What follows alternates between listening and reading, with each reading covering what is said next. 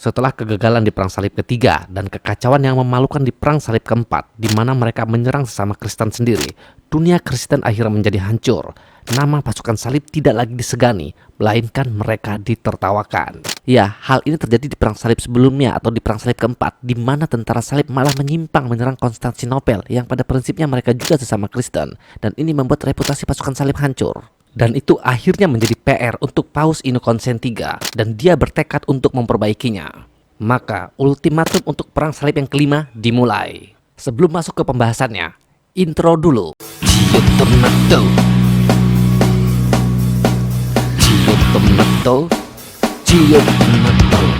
Paus Innocentius III berkata, "Kita rebut Yerusalem dengan menghancurkan kekuatan musuh yang ada di Mesir." Pada saat itu, Mesir dipimpin oleh Al-Adil atau Saifuddin, yaitu adik dari Saladin, seorang diplomat yang kuat namun lebih moderat. Perang Salib kelima ini dipersiapkan secara matang, bahkan lebih terstruktur. Dan lebih gilanya lagi, ini dipimpin oleh raja-raja besar, lebih besar daripada Perang Salib sebelumnya. Dari dunia Eropa yang mengikuti perang ini ada Raja Hungaria, yaitu Andrew II. Kemudian ada Raja Yerusalem, yaitu John of Brand. Tidak hanya itu, kesatria dari Italia, Prancis, Jerman, dan Austria ikut perang. Bahkan, Serikat Dagang Venesia dan Genoa pun ikut turun tangan. Dan yang paling mengejutkannya adalah pemimpin gerejawi pun ikut turun tangan, yaitu Paus Honorius III. Kemudian dari dunia Islam yang ikut turun perang ini, koalisinya tidak sebanyak dari dunia Eropa. Yang pertama ada Sultan Mesir Al-Adil atau Saifuddin. Lalu setelah dia wafat digantikan oleh putranya yaitu Al-Kamil.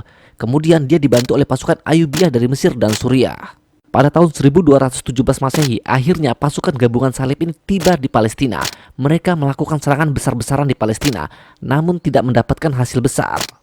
Tentu saja, Paus Innocentius III sangat marah. Kenapa tentara salib tidak mengikuti arahannya, yaitu menyerang Mesir terlebih dahulu, bukan menyerang Palestina. Nah, baru kemudianlah pasukan salib ini mengikuti strategi Paus, yaitu menyerang Mesir terlebih dahulu.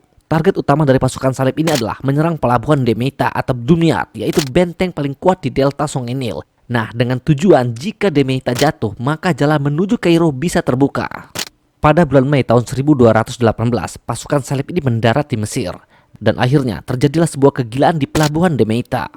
Ternyata pelabuhan Damietta yang ada di Mesir ini memiliki pertahanan yang luar biasa. Yang pertama, perairan penuh rantai besi raksasa.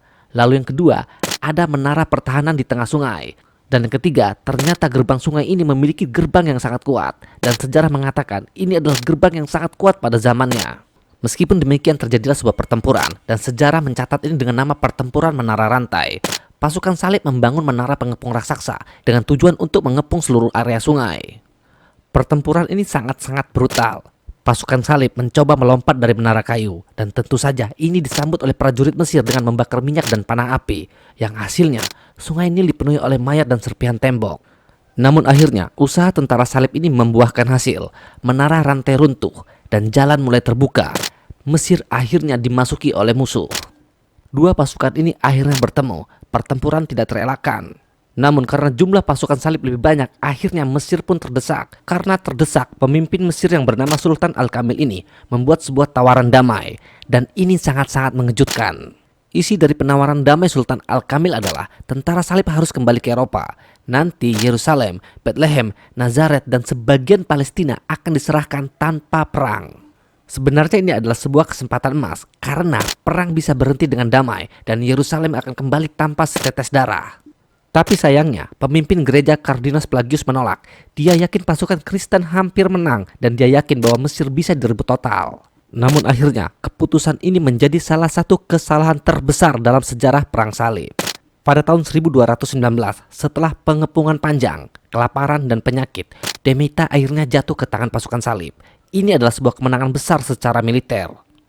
Namun, pasukan salib justru bertengkar. Mereka meributkan siapa yang memimpin selanjutnya, lalu siapa yang memerintah Damietta, dan strategi apa yang harus dipakai.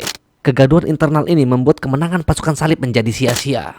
Di tahun 1221, setelah setahun tidak jelas arah, akhirnya pasukan salib memutuskan untuk pergi ke Kairo, dengan tujuan yaitu menghancurkan pusat kekuasaan Islam. Masalahnya adalah, pasukan salib ini maju di musim panas dan mereka tidak pernah paham nih kondisi Sungai Nil. Lagi pula saat itu Sungai Nil sedang pasang dan banjir. Dan ini seperti mencoba menyerang musuh di rawa yang tenggelam. Ketika pasukan salib berada jauh dalam wilayah Mesir, Sungai Nil ini sedang meluap. tanah yang dipijak oleh tentara salib ini berubah menjadi rawa, lalu kereta dan logistik mereka tenggelam, kuda-kuda mereka mati kelelahan, dan pasukan salib ini terjebak tanpa jalan mundur. Dan jauh di ujung sana, pasukan muslim yang dipimpin oleh Sultan Al-Kamil hanya menunggu pasukan salib dari seberang, dan pasukan muslim itu menunggu pasukan salib kehabisan logistik. Lalu kemudian mereka melancarkan serangan balik yang mematikan. Pasukan salib panik, mereka tertangkap banjir, dan mereka akhirnya hancur total. Melihat pasukan salib hampir musnah, Kardinal Pelagius pun terpaksa meminta damai, dan Sultan Al-Kamil pun menyetujui dengan syarat. 1. Pasukan salib harus meninggalkan Damietta. 2. Semua tawanan dibebaskan. Dan ketiga, pasukan salib harus pulang tanpa hasil. Itu yang artinya perjuangan tentara salib selama 4 tahun ini sia-sia.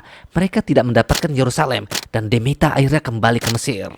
Jadi kesimpulan besar dari perang salib kelima ini adalah, yang pertama, kegagalan strategi barat, yang sebenarnya rencana mereka adalah menyerang Mesir terlebih dahulu, tapi ego pemimpin membuat semuanya hancur. Yang kedua adalah penolakan tawaran Al-Kamil, kesempatan mendapatkan Yerusalem tanpa perang-perang dibuang percuma. Dan yang ketiga adalah ketidakpahaman lingkungan, banjir Sungai Nil menghancurkan logistik mereka. Dan yang terakhir, konflik internal. Seperti yang gue bilang di awal, terjadi konflik antara pasukan salib ini memperebutkan siapa pemimpin Damietta, dan raja-raja Eropa pun mulai baper, dan akhirnya mereka memutuskan untuk pergi meninggalkan perang. Yang praktisnya, perang ini akhirnya dipimpin oleh tokoh gereja, bukan ahli militer. Tapi yang jelas, di perang salib kelima ini, banyak pasukan tentara salib yang kehilangan nyawa. Mungkin sebelum berangkat melakukan peperangan, tentara salib ini telah melakukan izin terlebih dahulu kepada istrinya, anaknya, ayahnya, keluarganya, bahwa mereka akan melakukan sebuah misi peperangan, dan mereka berjanji untuk kembali lagi. Tetapi kenyataannya, mereka mati. Mungkin mereka tenggelam dalam air Sungai Nil, atau mereka tenggelam dalam lumpur yang begitu dalam, atau mereka tenggelam dalam sebuah darah mereka sendiri. Yang jelas, mereka tidak bisa menepati janji kepada keluarga mereka untuk pulang dengan selamat. Hal ini seharusnya tidak perlu terjadi jika pemimpin perang salib itu menerima tawaran yang pertama, yaitu sebuah perjanjian damai di awal perang yang diberikan oleh Sultan Al-Kamil, di mana Yerusalem akan diserahkan ke pasukan salib tanpa harus berjatuhan, tanpa harus melakukan peperangan dan mengorbankan pasukan. Tapi, keserakahan dan ego manusia mengubah harapan menjadi bencana. Dan inilah akhir dari perang salib kelima. Kita lanjut di perang salib yang ke-6. Di episode di perang salib ke-6 nanti akan terjadi kehancuran dalam politik dunia Islam, di mana akhirnya otak digunakan dalam berperangan, bukan lagi pedang. Sampai jumpa di perang salib yang ke-6.